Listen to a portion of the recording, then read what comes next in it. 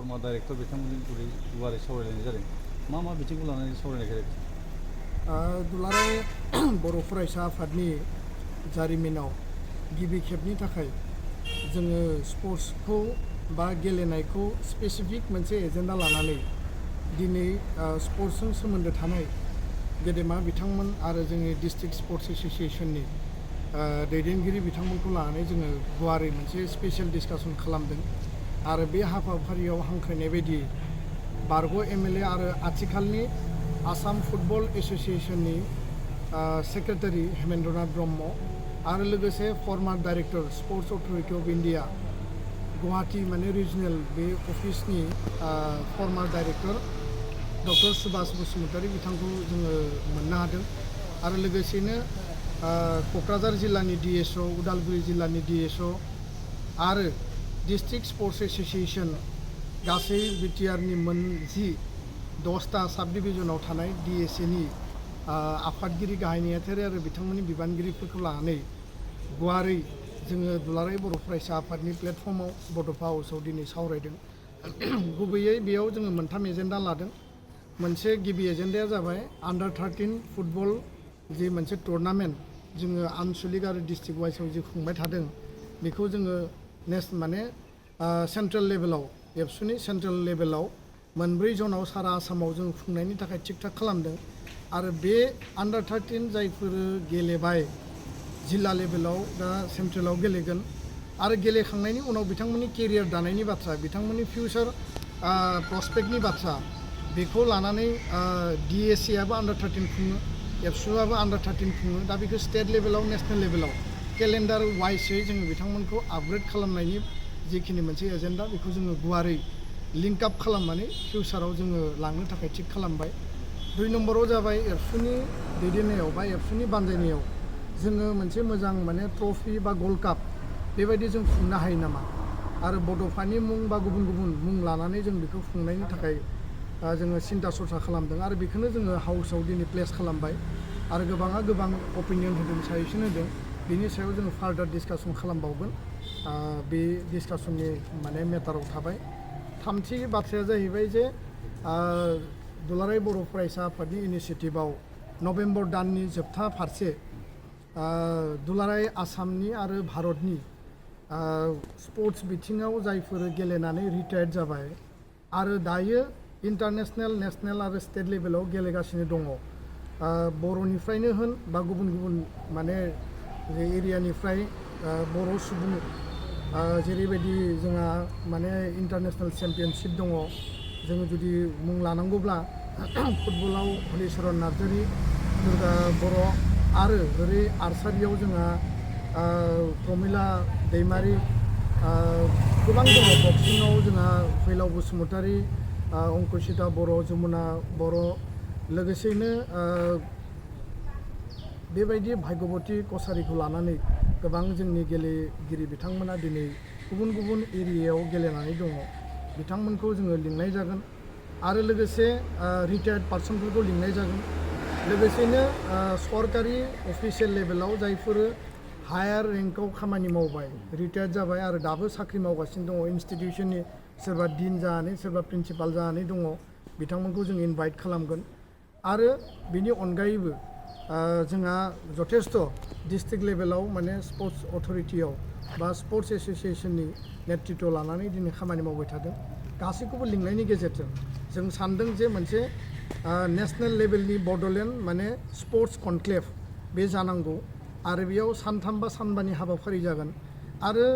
माने प्रायरिटि बेसिसाव जि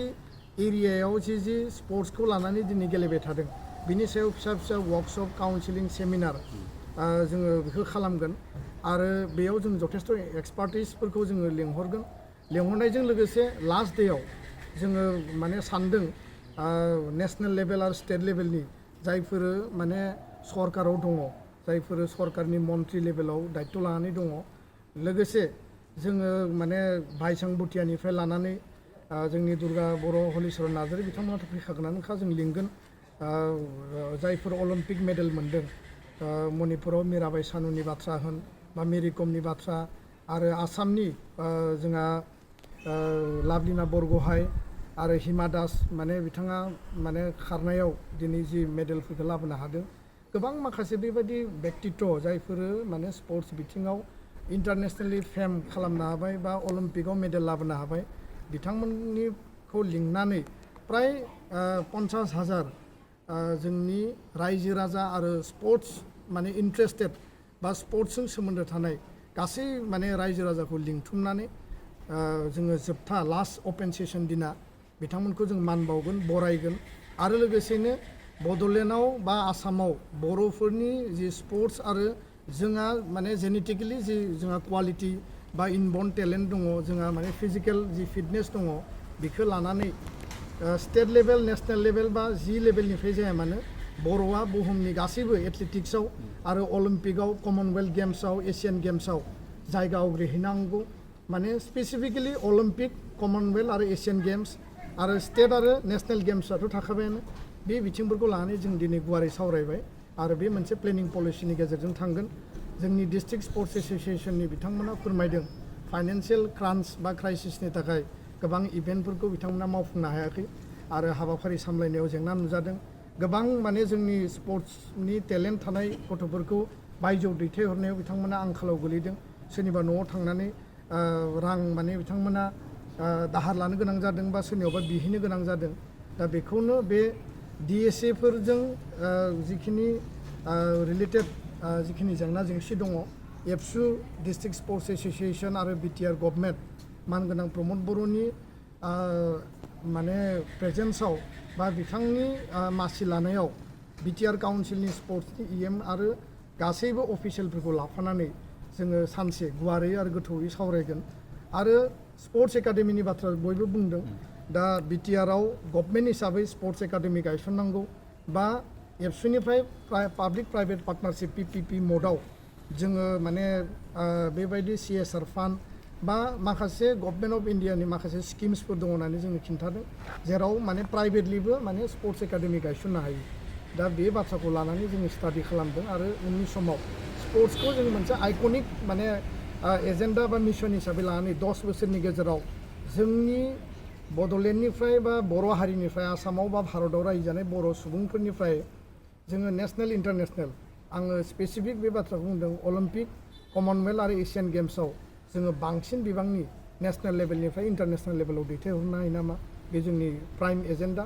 आरो केरियार इन स्पर्ट्सआ खालि गेलेनायल' नङा बे मोनसे केरियार बेजों जोंहा लाइभलिहुड थांना थानाय गोबां सरकारि साख्रि मोनदों दा जायफोरा अलिम्पिक मेडेल मोनदों कमनवेल्थ गेम्सनि मेडेल मोनदों बा एशियान गेम्सनि मेडेल मोनदों बिथांमोननो फार्स्ट माने क्लास 1 केटेगरिनि DSP बा एडिसनेल SP रेंकनि साख्रि होदों आरो जोंनि जमुना बा अंकुसिता बिथांमोननोबो माने ग्रेड 2 माने रेंकनि माने बिथांमोननो इमप्लयमेन्ट होदों दा बे केरियार आरो बे केरियारखौ लानानै जों आवगायलांनांगोन MPED खालामनांगौ BPED खालामनांगौ बा नोङो कचिंनि थाखाय जोङो माने डिग्री लानांगौ डिप्ल'मा लानांगौ सार्टिफिकेट लानांगौ बे बिथिंखौबो लानानै माने केरियार इन स्पर्ट्स बे मोनसे स्पेसियेल काउन्सिलिं आरो सेमिनार बिनि सायाव सोलिगोन आरो गोबां माखासे हाबाफारिफोर दङ एजेन्डाफोर दङ जों बेखौ लालांगोन दा जोङो मोनसे मिशन मडआव खामानि मावगोन आरो दिनैनि डिसकासना बिराद फ्रुइटफुल आरो प्र'स एन्ड कन्स जोंनि बाहागो लानाय साफ्रोमबो बिथांमोना गावबा गावनि माने चेलेन्जेस स्पर्ट्स बिथिङाव हाबा मावनायाव आरो लोगोसे जों मा मावनो हायो दिनै जोंनि गेलेगिरिफ्रा जथेस्थ' खमायलांबाय बे बाथ्राखौ बुंदों गोबां गेलेगिरिफ्रा सिरियास नङा आरो जोङो स्पर्ट्सजों जेरैबायदि हेल्थखौ थिग लाखिनांगौ स्पर्ट्स बिथिङाव जों गावखौ एंगेज खालामनानै गावनि फिटनेसखौ थिग लाखिनांगौ दिनै हेल्थ रिलेटेड गोबां इस्यु जादों गोबां स्ट्रक जायो जोंहा गोबां माने हार्ट एटाक जायो जों जौ जुवा ड्राग्स बायदिसिना माने जोङो बेस्थ' थानाय नुदों जोङो फिल्डआव गेलेहैनांगौ खिन्थु मबाइलाव बेस्थ' जोङो फिल्डआव माने